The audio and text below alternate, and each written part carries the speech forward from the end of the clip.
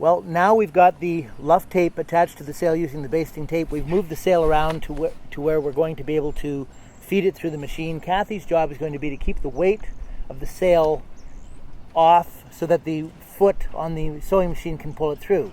So basically we are now ready to start sewing, to sew the luff tape to the new tape, the new sailcloth that we've created here. Okay, and here we go.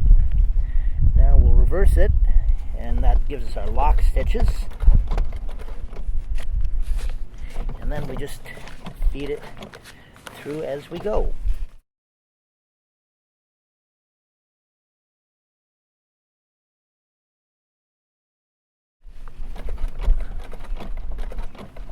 The nice thing about doing this by hand rather than doing it with an electric is that you can work at your own pace and not have your pace dictated to you by the speed of the much faster electric motor. And for somebody like me who's really, really new to this, that is a major, major help.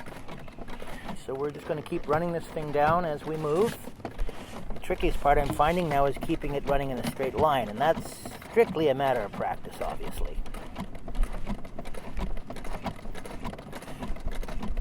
There's a tendency to want to pull the cloth through, and you shouldn't, because that causes your stitches to come bad. So just let the machine pull it through on its own.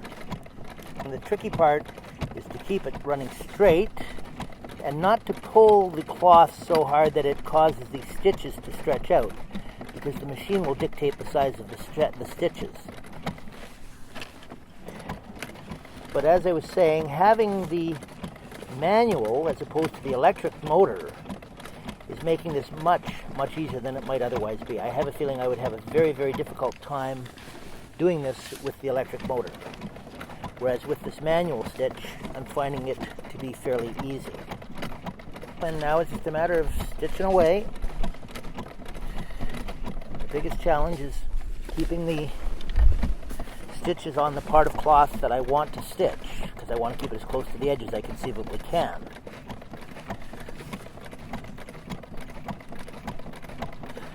I'm feeling a little more confident. I'm moving the pace of this up a little bit.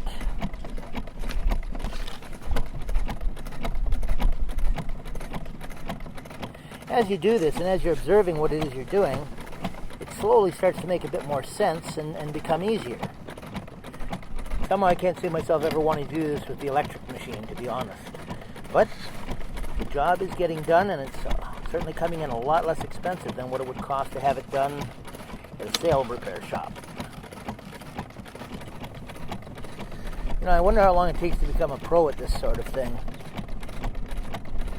Now we're just back stitching a bit to lock in the stitches that we've put in, but essentially this repair is now complete.